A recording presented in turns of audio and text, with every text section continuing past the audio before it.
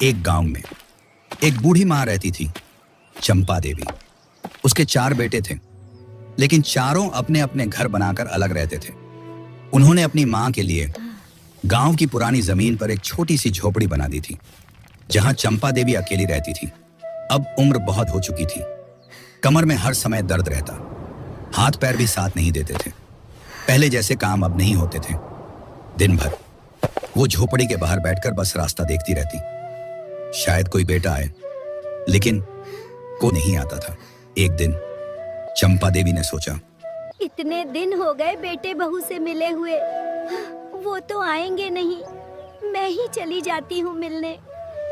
चंपा देवी ने सोचा, क्यों ना कुछ दिन बड़े बेटे के घर हो आऊं, वे मुझे देखकर बहुत खुश होंगे। वो धीरे धीरे लाठी के सहारे उठी और चल पड़ी अपने बड़े बेटे के घर की तरफ। दोपहर की तेज धूप, सूखी जमीन और हवा भी जैसे थम सी गई थी। लाठी के सहारे धीरे धीरे चलते हुए चंपा देवी अपने बड़े बेटे के घर की तरफ निकल पड़ी। रास्ता बहुत लंबा था, हर कदम पर दर्द जैसे और बढ़ जाता था। कुछ दूर चलने के बाद उनकी सांसें तेज हो गईं, पैर कांपने लगे। वो पास ही एक बड़े पेड़ के नीचे बैठ गईं। पसीने से उनका पूरा शरीर भीग चुका था। धीरे से अपने घुटनों को पकड़कर बोली, बस थोड़ा और, फिर अपने बेटे के पास पहुंच जाऊंगी। उनकी आंखों में उम्मीद थी कि बेटा देखेगा तो गले लगा लेगा। थोड़ी देर आराम करने के बाद वो फिर उठी, लाठी टिकाते हुए धीरे धीरे कदम बढ़ाने लगी। हर कदम जैसे दर्द से भरा था, लेकिन दिल में उम्मीद उन्हें आगे बढ़ा रही थी। कई घंटे चलने के बाद उनका गला सूख गया, होंठ फटने लगे। उन्हें जोर की प्यास लगी। तभी उन्हें एक घर दिखाई दिया। वो धीरे धीरे उस घर के आंगन तक पहुंची और कांपती आवाज में बोली, बेटी, थोड़ा पानी मिल जाएगा? घर से एक महिला बाहर आई। उसने चंपा देवी को देखा तो तुरंत अंदर गई और पानी लेकर आई। अरे अम्मा। अम्मा, कहाँ जा रही हो इस तपती धूप में?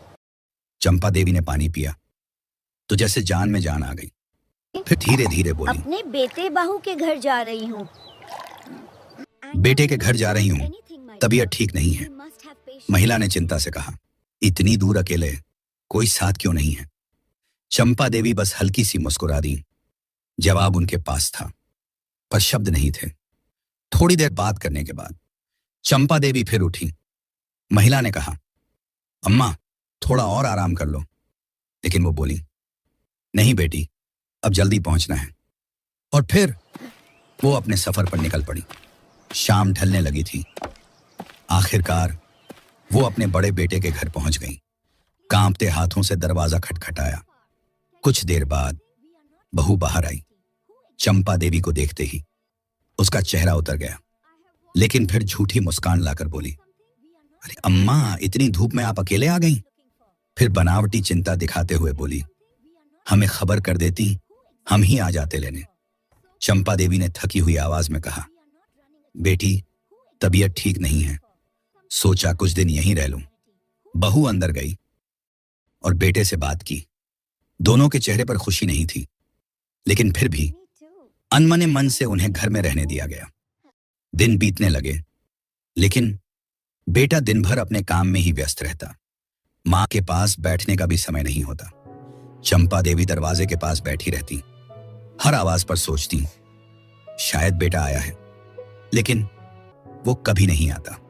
बहू भी अपने कामों में ही लगी रहती, कभी आकर 2 बातें भी नहीं करती, ना हाल पूछती, ना पास बैठती, खाना भी समय पर नहीं देती। एक दिन चंपा देवी को दिन भर बहू ने खाना नहीं दिया। तब वह खाना मांगने रसोई घर में जाती है। बहू, भूख लगी है, खाना है तो दे दो ना। अम्मा, तुम खुद खाना बनाकर खा लो, मैं बहुत व्यस्त हूँ। चंपा देवी चुपचाप सुनती रहीं। उनकी आंखें भर आईं। उन्होंने सोचा, क्या यही वो घर है जहां कभी मेरा बेटा मेरे बिना एक पल नहीं रहता था? रात को वो एक कोने में लेटी रहती, छत को देखते हुए पुराने दिन याद करती। जब बेटा बीमार पड़ता था तो वो रात भर जागती थी। जब उसे भूख लगती थी तो खुद भूखी रह जाती थी। और आज उनके पास बैठने वाला भी कोई नहीं था। कुछ दिन ऐसे ही बीत गए। फिर एक दिन बेटा उनके पास आया। चंपा देवी के चेहरे पर हल्की सी खुशी आई। शायद आज मेरा हाल पूछेगा। लेकिन बेटे ने जो कहा वो उनके दिल को और तोड़ गया। अम्मा, आप क्यों नहीं चली जाती दूसरे भाई के घर? वहां आपका अच्छे से ख्याल रखेंगे। हम तो बहुत व्यस्त रहते हैं। चंपा देवी कुछ पल तक चुप रहीं। उनकी आंखों में आंसू थे, लेकिन आवाज अब भी शांत थी। ठीक है बेटा। और उसी रात वो चुपचाप बैठी रहीं, सोचती रहीं। चंपा देवी ने जब बड़े बेटे के घर से जाने का फैसला लिया तो उनके दिल में एक छोटी सी उम्मीद अब भी जिंदा थी। शायद मेरा दूसरा बेटा मुझे समझेगा। अगली सुबह बिना कुछ कहे वो चुपचाप अपने पुराने झोले में 2 जोड़ी कपड़े रखती हैं और धीरे धीरे दूसरे बेटे के घर की ओर निकल पड़ती हैं।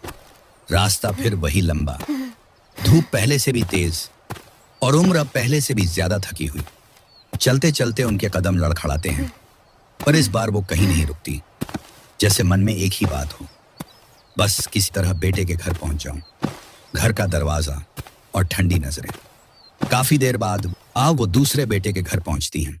जैसे ही दरवाजा खुलता है, बहू चंपा देवी को ऊपर से नीचे तक देखती है। चेहरे पर ना खुशी ना अपनापन, बस एक औपचारिक सा भाव। अरे अम्मा आप, अचानक इतने में बेटा भी बाहर आता है। अरे अम्मा आओ आओ। लेकिन उसकी आवाज में वो अपनापन नहीं था जो एक बेटे की आवाज में होना चाहिए। चंपा देवी धीरे से कहती हैं, बेटा तबीयत ठीक नहीं रहती, सोचा कुछ दिन तुम्हारे पास रह लूं। बेटा और बहू एक दूसरे की तरफ देखते हैं। फिर बहू हल्की सी मुस्कान बनाकर कहती है, हाँ हाँ अम्मा रहिए। लेकिन वो मुस्कान दिल से नहीं थी। दिन गुजरने लगे, पर अकेलापन नहीं गया। शुरू के 1-2 दिन ठीक रहे, पर फिर वही सिलसिला शुरू हो गया। बेटा सुबह निकल जाता, काम बहुत है अम्मा, और देर रात लौटता, थका हुआ, चुप, बिना कुछ पूछे। चंपा देवी हर शाम दरवाजे की तरफ देखती रहती। आज शायद बेटा बैठकर 2 बातें करेगा, पर वो दिन कभी नहीं आया। दूसरी बहू भी अलग नहीं थी। वो दिन भर घर में रहती जरूर थी, पर चंपा देवी से जैसे कोई मतलब ही नहीं। कभी फोन पर, कभी पड़ोस में, कभी इधर उधर घूमने में व्यस्त रहती। अगर चंपा देवी कुछ पूछती तो जवाब मिलता, अम्मा अभी टाइम नहीं है।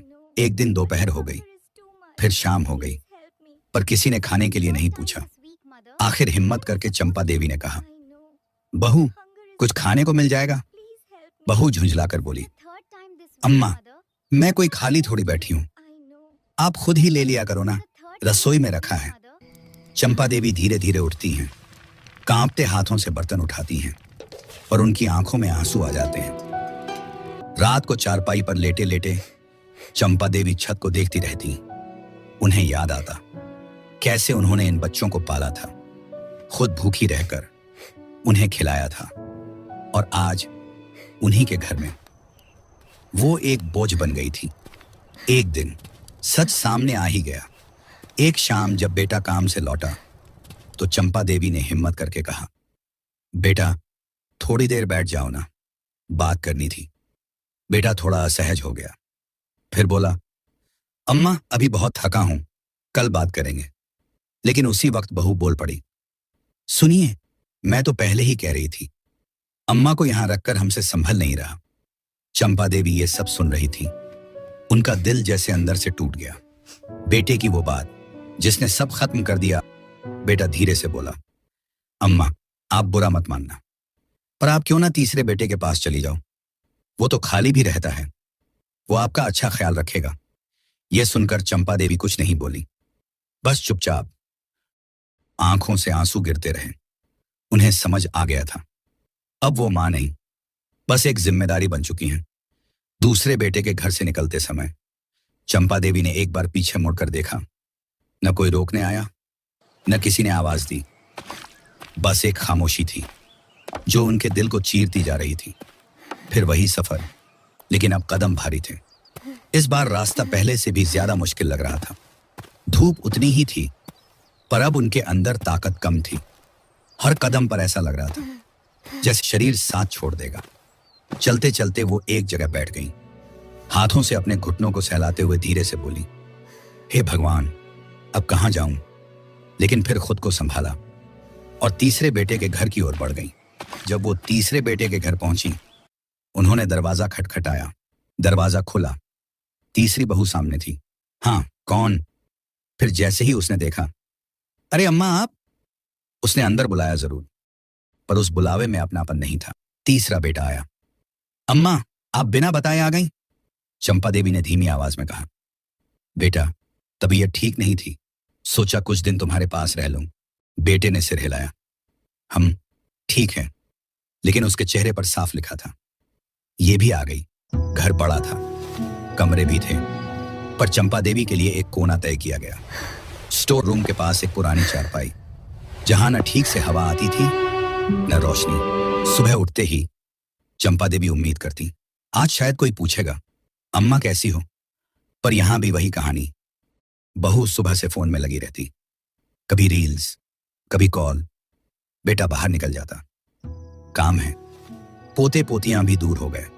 घर में बच्चे थे, पर उन्हें भी सिखा दिया गया था, अम्मा के पास मत जाना, वो बूढ़ी हैं। चंपा देवी दूर से उन्हें खेलते देखती रहती। मन करता उन्हें गोद में उठाएं, प्यार करें, पर कोई पास नहीं आता। एक दिन दोपहर में चंपा देवी बहुत देर तक बैठी रहीं। कोई नहीं आया। आखिर उन्होंने खुद ही रसोई में जाकर देखा, कुछ भी उनके लिए अलग से नहीं रखा था। उन्होंने बची हुई सूखी रोटी उठाई और पानी के साथ खा ली। आंखों से आंसू गिरते रहे। एक रात चंपा देवी पानी पीने उठी तो उन्होंने कमरे के बाहर बेटे बहू की बातें सुनी। बहू कह रही थी, कब तक रखेंगे इन्हें? न काम करती हैं, बस पड़ी रहती हैं। बेटा बोला, मैं भी सोच रहा हूं, क्यों ना चौथे वाले के पास भेज दें। मां का दिल अब टूट चुका था। यह सुनकर चंपा देवी वहीं दीवार के सहारे बैठ गई। आंखों से आंसू बहते रहे, पर इस बार दर्द अलग था। अब उन्हें किसी से उम्मीद नहीं थी। अगली सुबह होते ही चंपा देवी ने बिना कुछ कहे अपना छोटा सा झोला उठाया और चुपचाप घर से बाहर निकल गई। किसी ने रोका नहीं, किसी ने पूछा नहीं। चंपा देवी धीरे धीरे चलते हुए थके हुए कदमों से चौथे बेटे के घर की ओर बढ़ रही थी। इस बार उनके मन में डर नहीं था, बस एक अजीब सी शांति थी। अब जो होगा देखा जाएगा। जब वो चौथे बेटे के घर पहुंची तो वहां कोई बड़ा मकान नहीं था, बस मिट्टी की दीवारों से बना एक छोटा सा घर, छप्पर की छत, आंगन में टूटी सी चारपाई।